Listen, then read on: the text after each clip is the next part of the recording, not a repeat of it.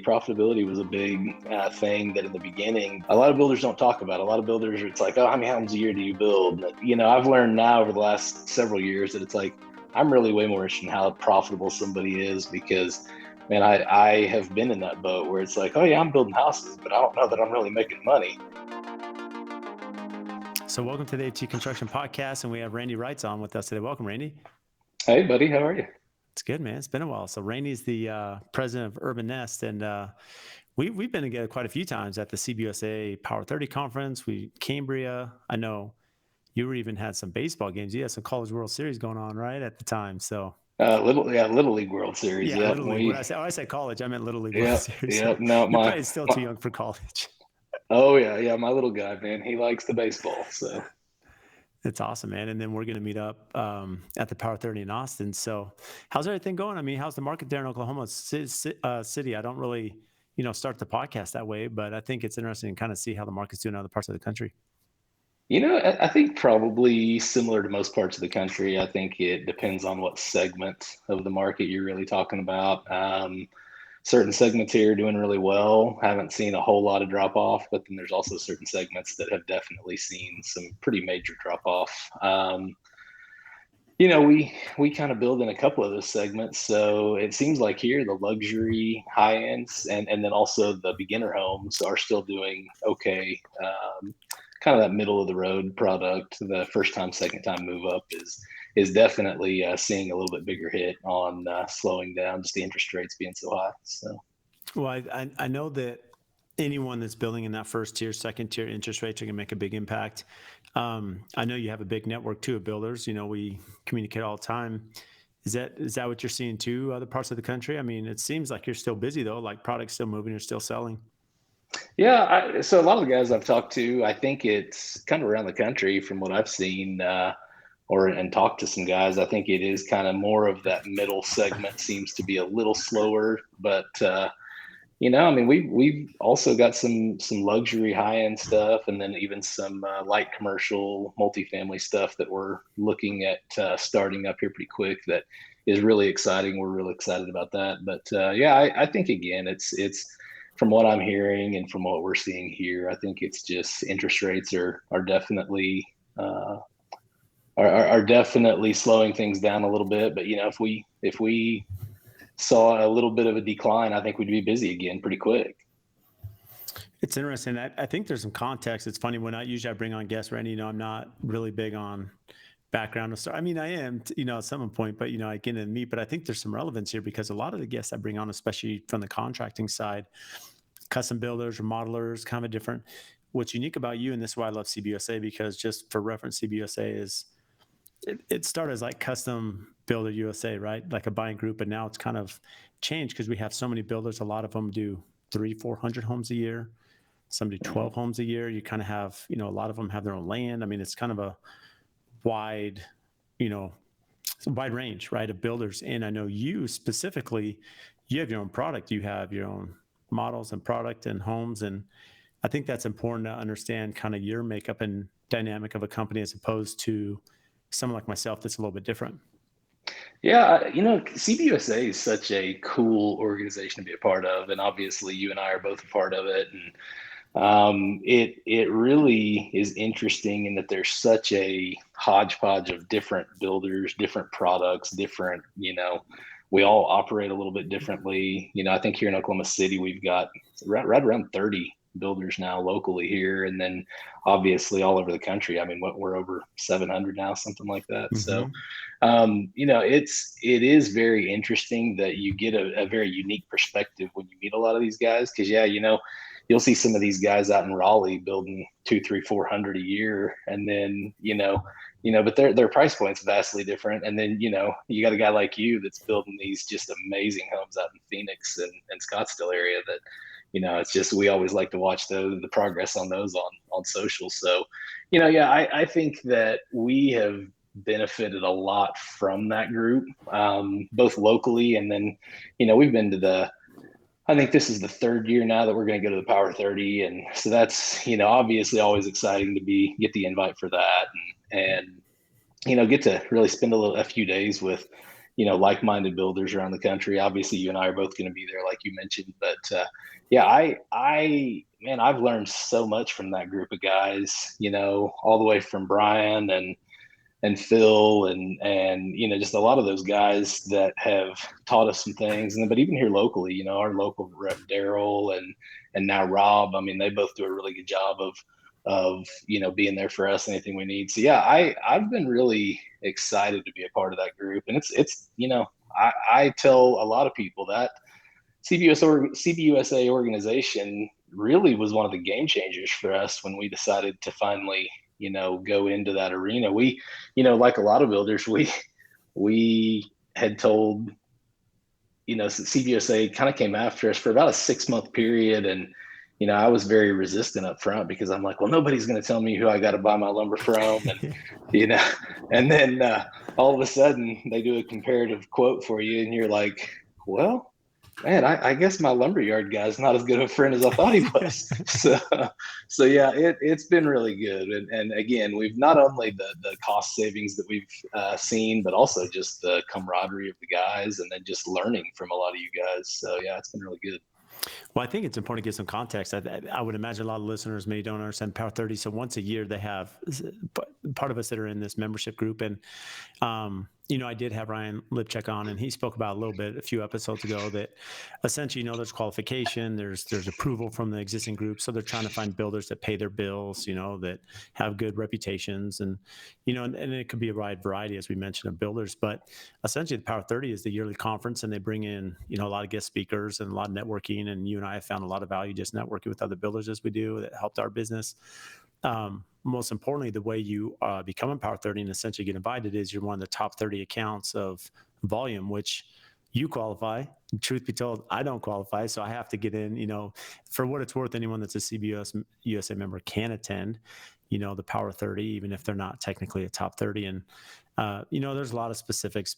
Part of it is we're building the Arizona market, so we don't have as strong of a market as, North Carolina and Atlanta and Oklahoma City and some other parts of the country. And no excuse, but we're building that, right? Column Homes and Calvis White and Sticks and Bricks. I mean, we got a bunch of us builders here that are trying to build this area. So that's the preface. Now from you, Randy, maybe speak about your business specifically, kind of your scope of work, your bread and butter, and, how you service the Oklahoma City area.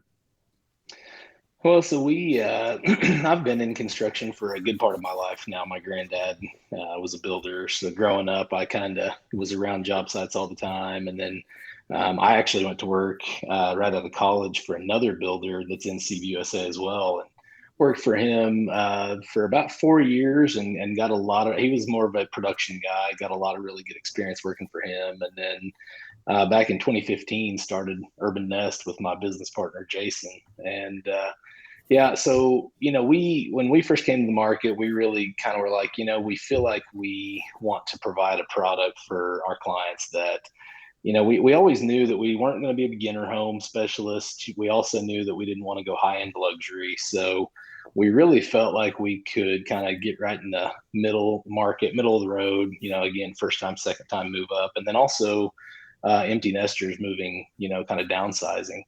And so from the very beginning, that was kind of really what we focused on. And,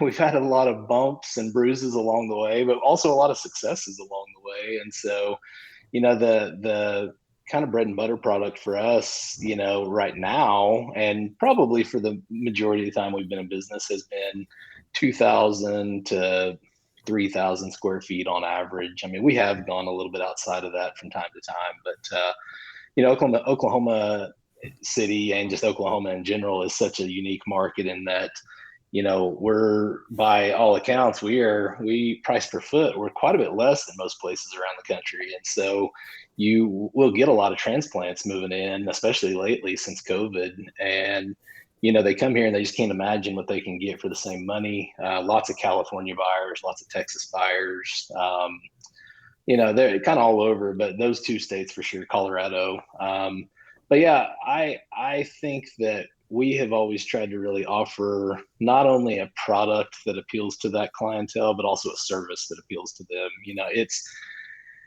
We really try to. One of the big guys here in Oklahoma City, he builds a lot of houses, and by all accounts, I mean, our houses look somewhat similar, but we typically get our fair share of those clients from them, just because we are willing to we're willing to let the homeowners customize the homes a little more often than he will. And so that's kind of where we've kind of lived, is right there, this 800-pound gorilla in town that's doing, all this marketing, and then they can come see us, and we're offering a very similar product. But we'll let them modify room sizes or colors or fixtures or whatever else there may be. So that's really been our bread and butter. And it wasn't until really about this time last year, I would say from when we first started to about this time last year, that was really what we focused on.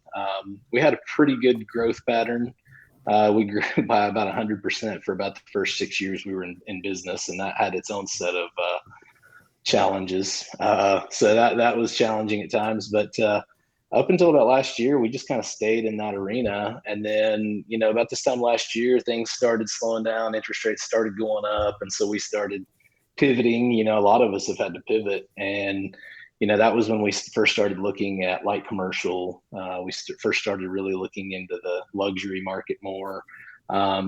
We tried our hand at some beginner homes at one point a few years back. That didn't work out so well. I might need some pointers from some other guys on how to do that a little more effectively if we were going to do that again. But now the luxury side really seems to be doing well here. I mean, we've had a couple homes now that we've gotten start to finish over the last year and sold, and they've done really well. And then we're super excited about, there's a brand new neighborhood that we'll have to talk a little more in Austin about too. But yeah, it's incredible for Oklahoma. It's a true master plan community, high-end luxury product, but it's really cool in that they're offering such a wide variety of product, whether it's the 8,000 square foot mansion or all the way down to a 1,000 square foot cottage. But all of the fit and finish of these homes is just incredible, and it's something we're really excited about. There's been a lot of excitement around that neighborhood, and so yeah, we're excited to see what the future holds now that we've kind of pivoted a little bit. But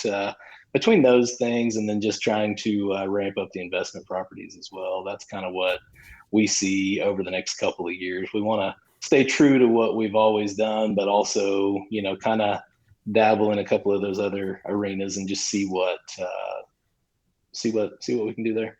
Well, so just to clarify, I mean, you are looking at expanding like commercial and maybe some build to suit properties, but for the most part, when you talk about the growth you've had last 6 years, this is all investment, self-development, procure land, build, right? I mean, you're essentially running everything in-house.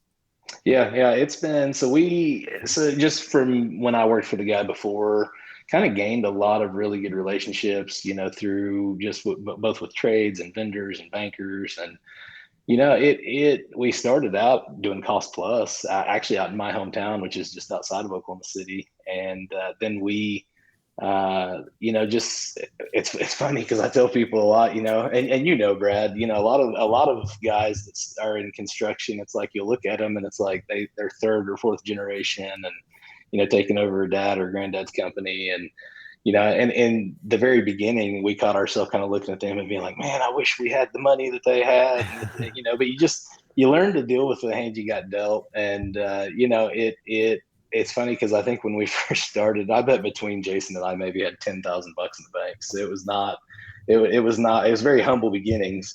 And there was a lot of early, the first 2 or 3 years, man, it was very, very tight and very, just hustling all the time. And and then you start building a team and you start, getting more on the leadership side of things.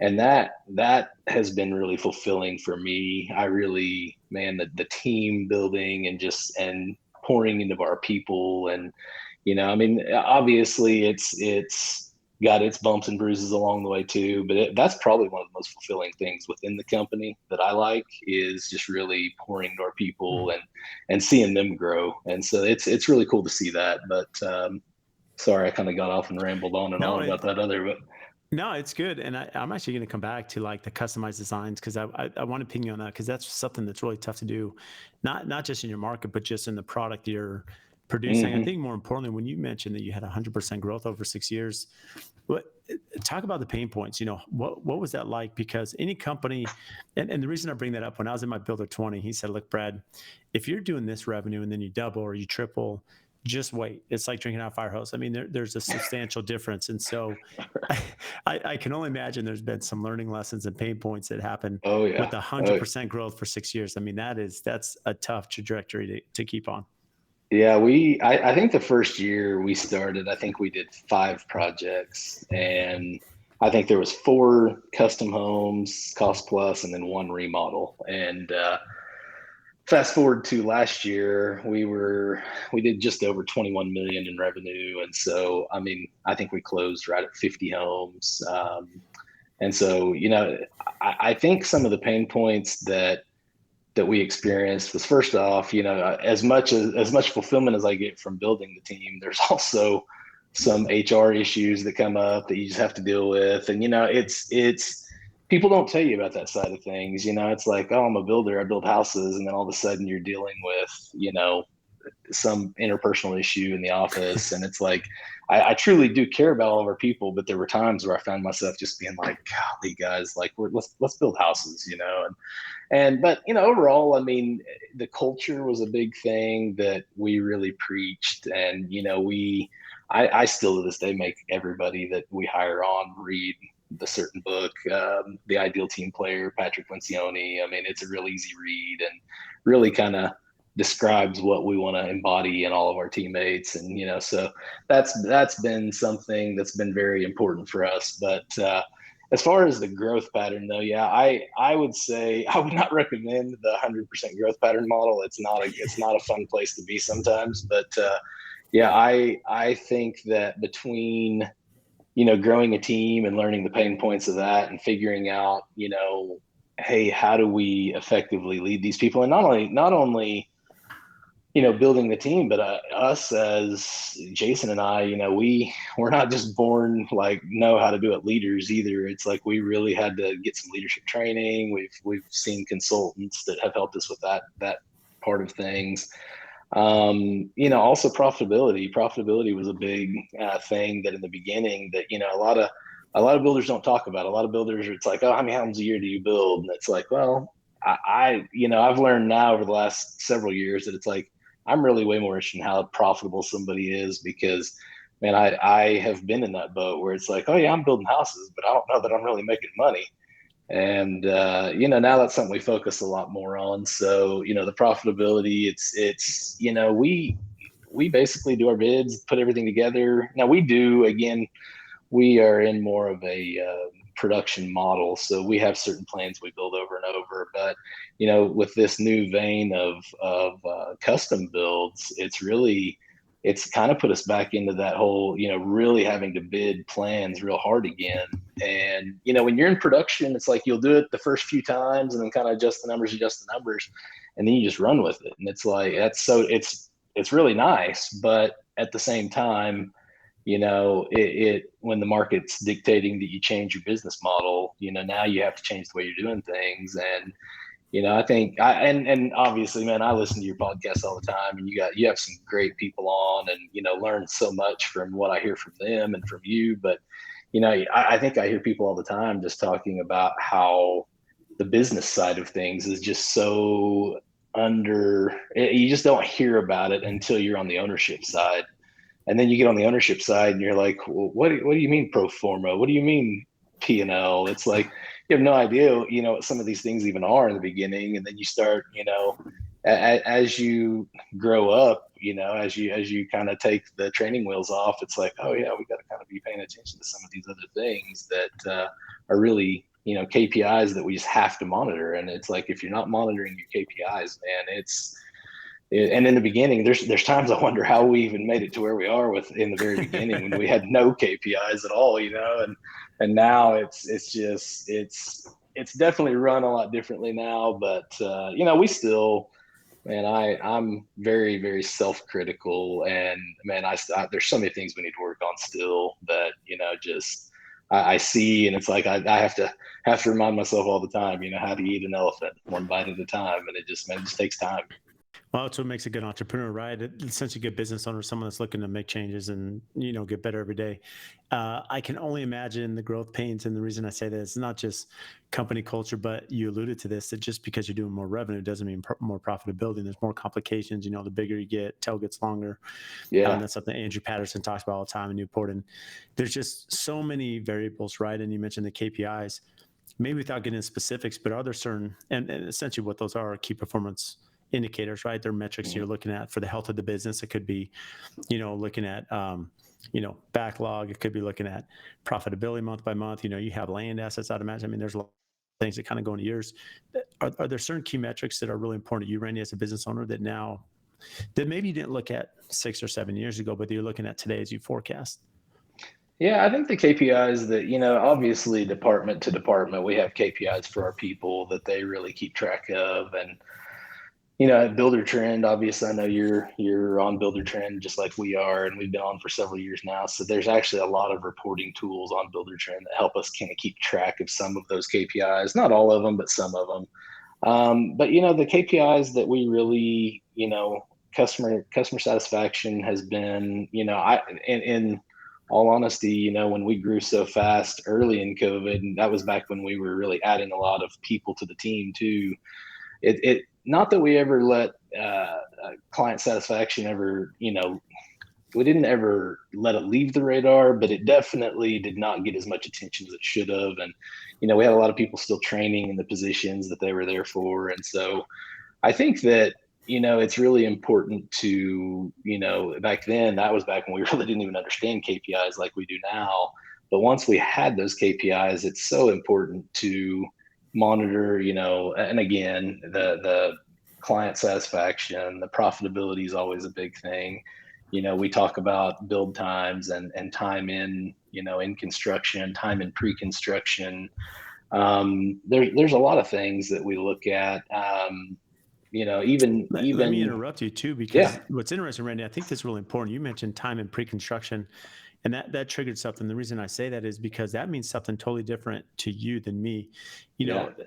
For me as a custom builder, yes, if that pre-construction process takes too long, this is how it affects me for a couple of reasons. One, client could get exhausted. Our pre-con is pretty long.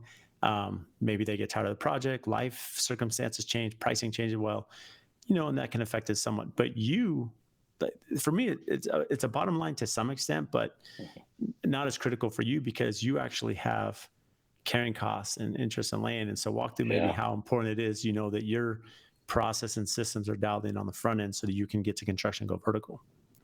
Well, I mean, just like all of us, I mean, the more time you spend in pre-construction, it's like you never want to rush it, but you do want to, in the way we build, because we typically finance everything. Very few times do we do cost plus these days. So most of the builds that we're operating or that we're building are on our dime. And so, you don't want to rush pre-construction because, as you know, it can really just makes the whole construction process go horrible too if you rush the pre-construction, because then you're waiting on information or you have incomplete information. And so we try not to rush it, but we have over the years really kind of dialed in our process for that. And the process for us is, we sign a contract.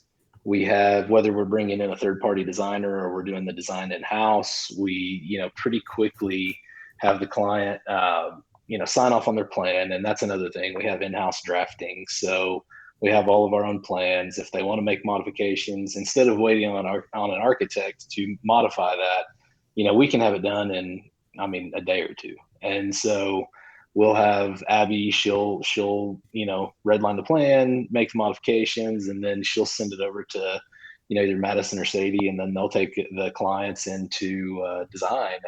And we try to allot a certain amount of time per, even like for the modifications, because it's, you don't think about that. Well, okay, if I modify this plan, what does that do to how now it fits on the lot? And do we need to mirror it? Do we need to, there's a lot of things like that. And so, but we do still have for each one of those individuals working in pre-construction, it's like, okay, Abby knows that, she needs to have this plan modification done in X number of time. And then, the girls working on design, they know that, hey, we've got a couple of weeks. And it's like you said, I mean, on our houses, very rarely are we doing plans that are just completely just one-offs. Most of the time it's plans we've done before. And in a lot of cases, the homeowners have actually seen that plan, whether it's been a speculative model or if it's, just something they've seen images of online. And so, yeah, it does make it a little easier if it's a production plan that they've been able to see that plan, and now they already have a kind of a feel for the space. But like I said, we're starting to do some more custom stuff now, and so that's kind of gotten back. I've definitely thought about you a few times. I'm like, oh man, I wonder what Brad would do here, and so. We actually just recently signed in this new neighborhood that I was kind of talking about earlier that we're real excited about. We signed our first pre-sale cost plus. And so that's, we haven't done a cost plus in a while. It's been several years now. But the client, they've built a few houses before. They're wanting to do a full-blown custom plan. So, that's going to be vastly different working with these people than what our normal build is. Whereas our pre-construction and a normal build, we may take 60 days. 60 days is actually the goal. And so from the time we write contract to the time we scrape the pad, we want it to be 60 days. Now, do we always hit that? No. But most of the time now, 60 days is about right. But as you're more used to, now we're drawing a plan, and I mean the architect may be 4 to 6 months or longer just drawing the plan. And so yeah, it's been a little bit. I'm being reminded of some of those things we used to deal with back when we first started. But yeah, it's been fun though, man. It's really has. And so yeah, the pre-construction, like I said, it's vastly different from the two product offerings. If you're doing cost plus on a just full blown custom plan, it's a lot longer process. So. Well, and this is important to that question I asked about your pre-con process. The reason being is what's unique about you, especially when you have product you're offering to the public that they're buying and contracting with you, Randy, is you allow custom designs, customization. Yeah. And yeah, it may not be crazy over the top, but you are allowing that. Whereas seriously, my experience has been most of them don't. Was that just a value add strategy? You mentioned that there's a, big player in town. Is this to give you a competitive edge? Is this because you already have unique product? Because that can add a little bit of complication for you, Yeah. especially in design and that timeline. Yeah, I would say honestly, probably most of our failures. I mean, it's never fun to talk about where we fail, but I would say most of our failures are in relation to that, us allowing that level of customization.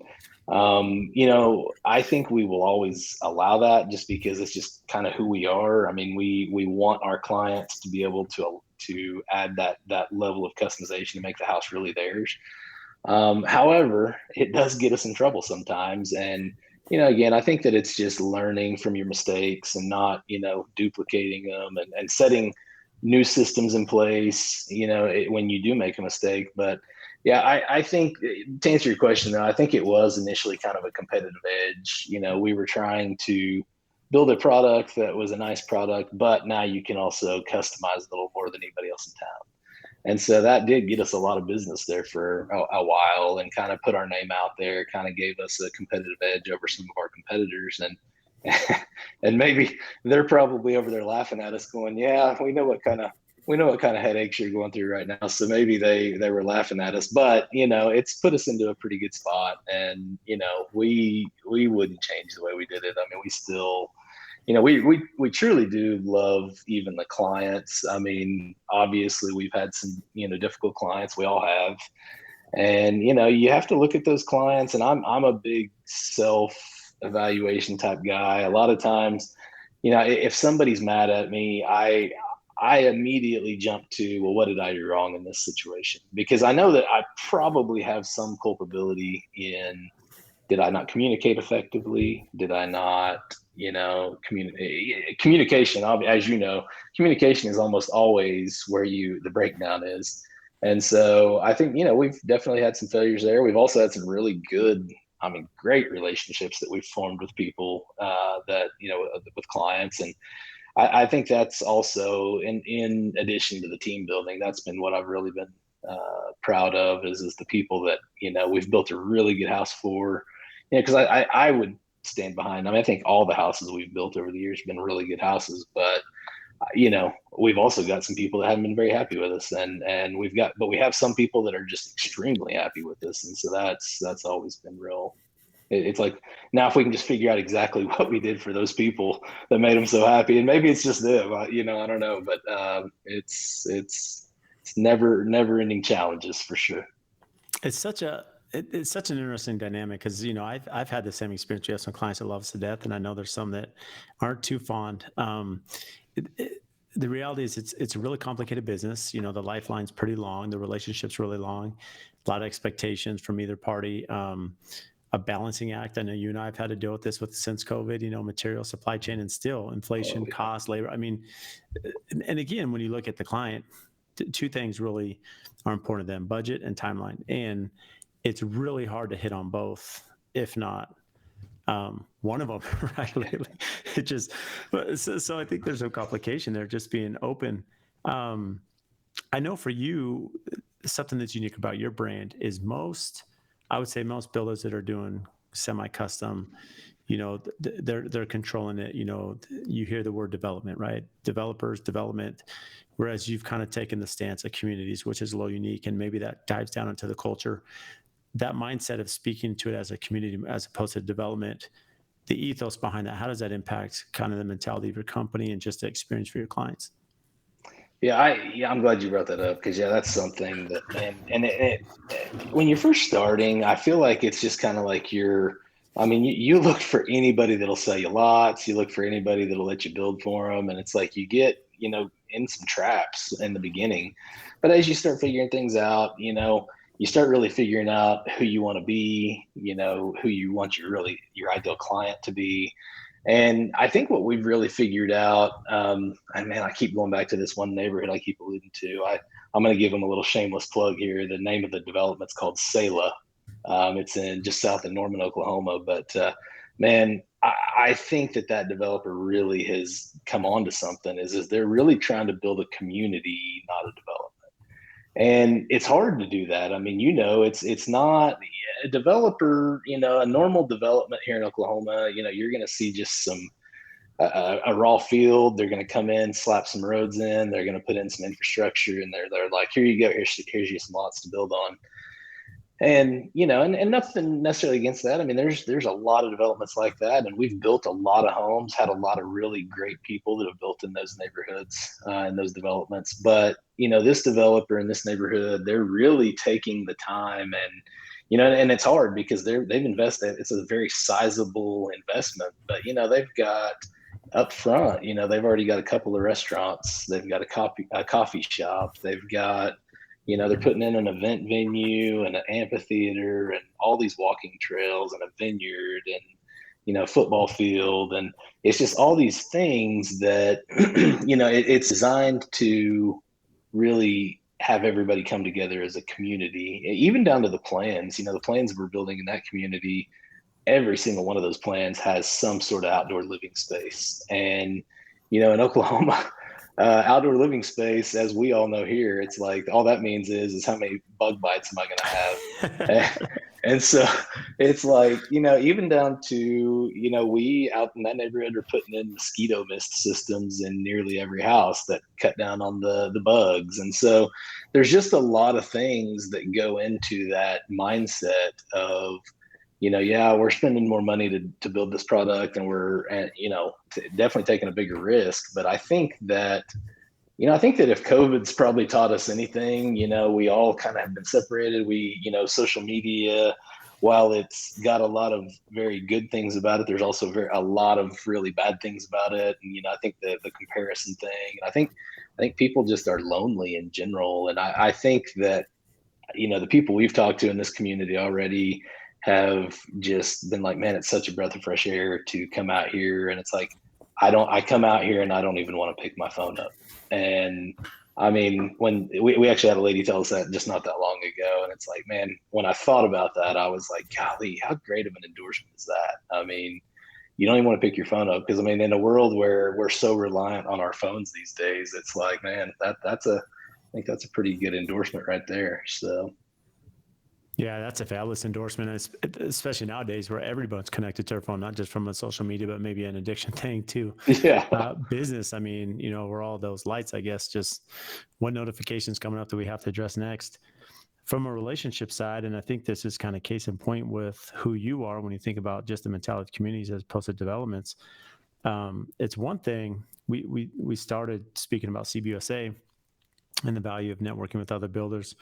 What about other meaningful relationships? I mean, for you, when you think about banking and trade partners, suppliers, Mm-hmm. not only are those important for me, but I try to compare. Okay, for Randy, what does that look like? I mean, it's definitely a step above because you have multiple products, and you're taking the risk, and so there's a huge impact. Yeah, no, I think, man, the relationships, yes, we are in the business to make money. I mean, obviously, I want my family to live a nice lifestyle. I, want to provide a good life for our team members and everything. But, I think that if you lose sight of the relationship side of the business, I think, and it's just a numbers game for you, I don't think you'll make it. I think that, the relationships that I've established, it's not just it's not just the lumberyard sales guy that you call and you order your stuff. It's like, man, I know about my lumberyard salesman. I know about his kid and how he just graduated and could have gone and played baseball. And I mean, so we try to really, and I've tried to teach all of our people this too, that it's like, we all have certain things going on in our life at any given moment. We all have hardships, we all have victories, we all, and it's like, just like with our clients, we want to know about those things. We also, with our vendors and our trades, want to know about those things. I mean, it's like, I think it wasn't that long ago we had a painter that, had a baby, and I think we got them a little gift bag or a gift basket and sent it up there for them for their baby. And, it's just little things like that, I mean, I was happy to do it. It's not just doing it so that you can leverage it for a later, something later to be able to have them give you something back. I think it really shows them that you want to be a partner with them. But, the bankers, when I still remember when we first went the first time to try to get a construction loan for a spec home, and man, God, we talked to so many bankers that the answer was no, no, no. And and so it really, the first banker that finally said yes, shameless plug to him too, Toby Heinrich with Sooner State Bank, man, he stepped up, and we still to this day do business with Toby because he took a chance on us. And so those relationships, while some relationships are not, I mean, I hate to say it, but some relationships are not worth continuing on. There's a lot of relationships that very much are worth keeping going. And so I think that, between, again, bankers, vendors, trade partners, I don't ever call them subcontractors. I mean, I think nowadays, I think most of us do call them trade partners because they really are. It's like we're packaging their work up and, and selling their work basically. So they are absolutely a partner with us in this venture. But not just the local guys, it's the relationships with guys like you that we've established, and then the CBUSA guys, the Builder Trend guys and gals. I mean, talk about a great organization. I mean, Builder Trend we've learned a ton from, and CBUSA too. But you mentioned a Builder 20 group. We actually go to our coaching group here in about 2 weeks. So we're headed up to Cincinnati, and that's just twice a year where we go out and just try to learn and absorb as much information as we can from all the guys around us. And it seems like we always get just great takeaways from those guys. But and even other builders, I think that so many times, I think that we think that we're competing with other guys. I know that you've talked so many times about you and Nick being pretty good buddies, and several other buddies of yours, and same thing with me. I mean, I've got lots of guys here that we really get along well, and even though we compete with each other, we very much share information. It's life's too short to just try to hold all that knowledge in. It's like you want to help where you can, or that's how we operate anyway. So and I don't know, I just think that I think relationships are really important. And yeah, just I think anybody that doesn't think so is missing the boat for sure. Well, it's just a mentality thing, right? Like I've said here before, Brian Harris was big. It's either mentality of abundance or scarcity, right? It just kind of shows a little bit more about you as an individual, right, with your business. But going back to the networking, for me, there's a lot of resources. Build a 20 we talked about. What about for you when you look at mentors? It's one thing, the community relationship we have, our businesses differ, but specifically for your business, do you have mentors? Do you have a group? As you've kind of learned and with that growth over the last 6 years, how's that helped? Yeah, I mean, man, so my granddad, I always, that man, he's the one that really put kind of the work ethic in me when I was a kid. Man, I did not enjoy any part of it when I was a kid, but man, I look back now and I'm like, golly, that guy, he taught me so much and taught, not probably not even intentionally, but he just, I had a shovel in my hand most days working for him, but it was just like the work ethic and figuring those things out. So definitely always have considered him a huge mentor to me. And he's passed on now, so it's I hate it because there's days where I'm like, man, I wonder what my granddad would do here. I'd love to be able to call him, but I the guy that I worked for before, Jack, man, he's always been, he could have very easily, when I left working for him, he could have very easily just been like, okay, you're out on your own, but man, he's always been, there. And, I've always been able to bounce ideas off him. Always, he's actually developing land these days too. And so we actually just talked earlier today and going to be buying some lots from him in a really cool new development up on the north side of Oklahoma City. But I really, I always try to talk anytime we go to these networking events. I'm not a big people person. I typically don't like huge crowds.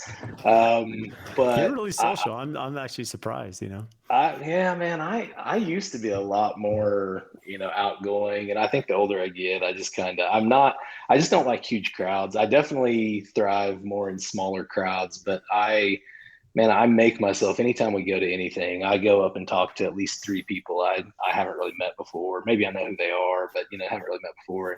And there's a few different guys that, from coaching groups that now I would consider mentors. They are great. And I just took the initiative and went up and talked to them. And I think that, for anybody that's early in this business, man, that would be, and I don't know, Brad, you tell me what your thoughts are too, but I think that's one of those things that, man, you can't be afraid to go ask questions. And, I mean, I'm sure you've probably experienced some of the same things.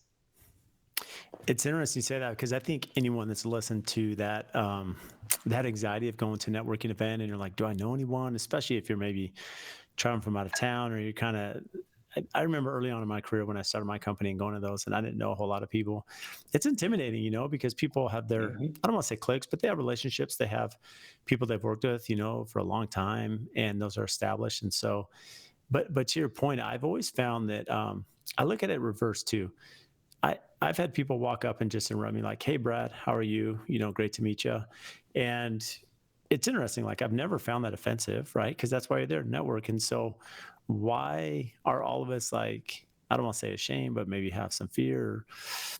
Just go do it. And to your point, I know that's how we met. You came up and talked to me, and I've done that, like same thing, kind of the same practice, Randy, where I'll go up and just meet new people. And I can't tell you how valuable it is. I mean, I look now at some of the relationships I have, and it started in a small location, a networking event, and then, blossoms into something else, as that develops over time.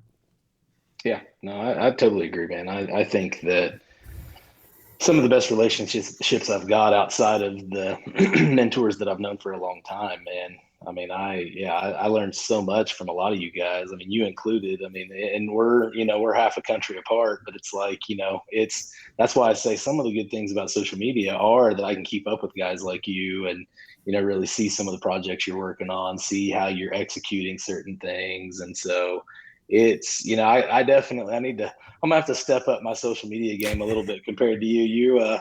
You've got a few more things figured out than I do, but I think we do all right.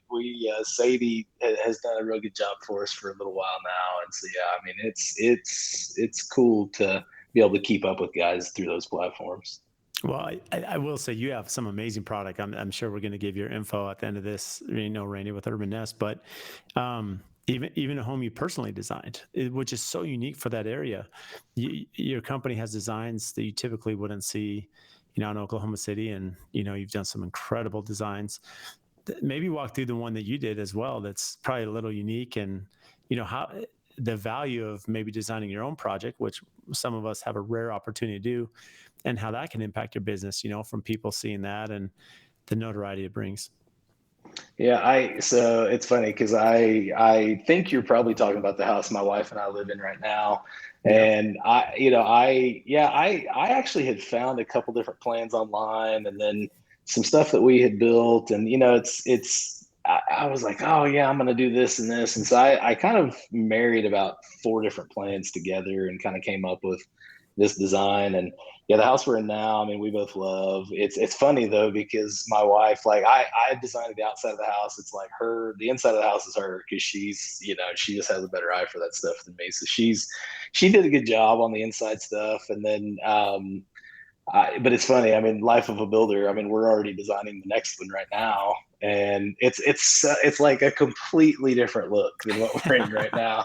And I'm like, man, because the last house and this house that we're in now are somewhat similar, little different color palettes, but the house that we're going to next, I mean, it honestly looks more like something out where you're building. It's got a really low roof pitch, and but it's crazy because in Oklahoma, the a lot of the developers out here are finally starting to come around to the idea of opening up the architectural, restrictions.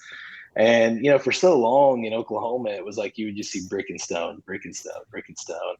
And it's like, it just kind of starts getting old after a while. And it's like, you want to be able to build some new stuff, just that's fresh. And that's what I find myself getting more and more excited about these days is being able to kind of push the envelope a little bit, do something that we haven't really done before.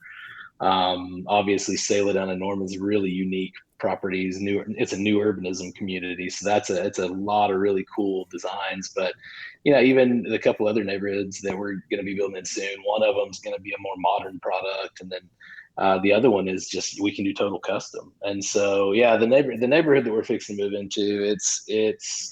I'll have to send you the plan a little bit later because yeah, we're working on it right now. It's almost done, but I will say, man, I was like, and I know I think you've got a couple more kids than I do. I've got four of them, but we're in a decent sized house right now, and I thought, oh yeah, we need this space for four kids, and now it's like my wife's like, I'm done cleaning this house, like we we need to downsize. But it's like, man, as you know, it's like the kids get to a certain age, and it's just every weekend we're going, so it's like you don't even really get to enjoy the house. It's like we don't need a house big, but it is fun. It is really fun to design these, and I'm still waiting for the Brad Leavitt special when he starts designing his.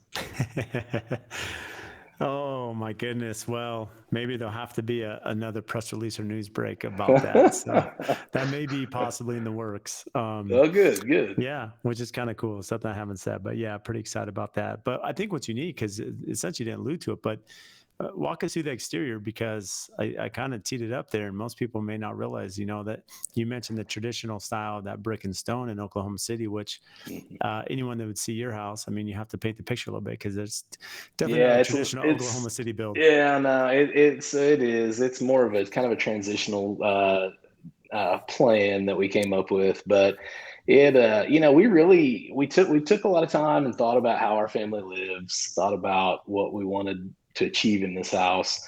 And then the outside, I had kind of an idea, really liked and still do the dark farm look. And so, kind of decided we didn't have any other houses in this neighborhood. And I honestly kind of pushed the envelope a little bit with the developer, but painted almost the entire outside of this house iron ore, which is, for those that don't know, is almost a black. It's just a really dark gray.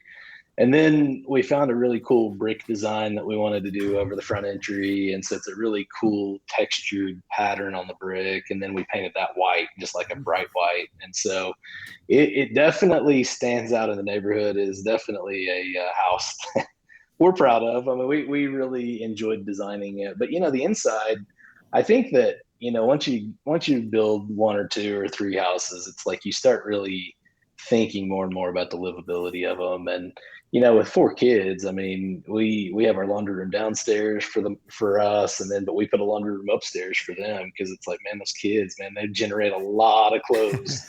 So anyway, but yeah, so I mean, I think that for anybody that has never designed their own home, man, I would definitely recommend trying it at least once. I mean, it may not be for everybody. I know that, some people, probably don't thrive in that environment, but for guys like us, I mean, it's inevitable. You want to really design something, but it's also crazy because it's like, I think we moved in and like first week, I was like, oh man, wish I'd have done that a little bit different. And, you can always find something. So. It's funny you say that though, because it's one side, just the livability and, as you're designing, kind of feel from the client perspective. But when you build your own home too, it becomes more personal in the sense that when you think about site cleanliness, when you think about quality and punch walks and the presentation and how people are operating, we become numb as builders, at least I do, that, hey, this is part of the process. We're having open surgery essentially, and you just kind of become numb to some extent of certain, call it behaviors, the norms of construction, things you deal with. But then when you do it personally, you're like, well, why is this a standard? Why don't we fix this? How do we address this culture? And it's a little bit more eye-opening when you're going through that personally, when it's your own investment, your own product, you're putting your own dollars in, and how you feel and how we can now remap that internally for the client experience. Yeah. I think that, we really teach all of our employees, and I've always just been this way myself, where you don't ever just say, oh well, that's the way we've always done it. We always kind of interrogate and kind of figure out why do we do it that way? Is there a reason? Is there a reason why, or is it just because that's the way granddad did it? Or is there an easier way to do this that maybe not necessarily easier but just more efficient? As I mean, our industry is such an industry of inefficiencies, and and I hate even how inefficient we are today. I mean, we have gotten a lot more efficient than we ever used to be, but you just see so much, whether it's construction waste or you see, just too much trash laying around, or I mean, or the build's taking way too long, or the trade, doesn't show up when they're supposed to. I mean, so the inefficiencies really are what kind of kill some builders. Is there's just too much of that. So again, I think it's really about, first off, creating a culture that really, your people know that you expect of them. And I mean, every one of my people have seen me sweep out a house. Like I think that they if they understand the expectation, I think they will follow with that. I think that it just becomes a part of their makeup of how they work and their workflow. And I think that it's all too about how you approach it with the trades, with the vendors. We used to be a little bit more like, hey, you stop doing this, and be just a little more aggressive about it. And I think now it's like most of those guys we have really good relationships with. You know, we pretty much, I think if they respect you and they trust you and they trust you're going to pay them on time, and they just, trust that when they get there to the job, that the job's going to be ready for them. We preach that a lot to our guys is, don't hang your guys out to dry. Don't let them come out here and then not have something ready for them. Now they got to make another trip out here. And then, so we've even, charged ourselves trip charges and paid it to some of the guys when we've done little stuff like that. And I think I think that's just a level of professional courtesy and trust that it shows between each of us. And, it's important to do those kind of things and show them that you really are in this with them, and that, we're not just, up in an office looking down on them or something like that. So. Yeah, it's really sound advice. And Randy, I mean, again, you've been amazing. And I guess last piece of advice, the work-life balance, you mentioned you have 4 kids, running a business, doubling growth, what does that look like? Oh man, my wife would tell you, I'm probably not the one you should ask. Don't worry, my wife would say the same thing. I've had times that I've been way better than others, but I think I think that for those of us that it is kind of on our heart to have a better work-life balance, even in the moments when we don't.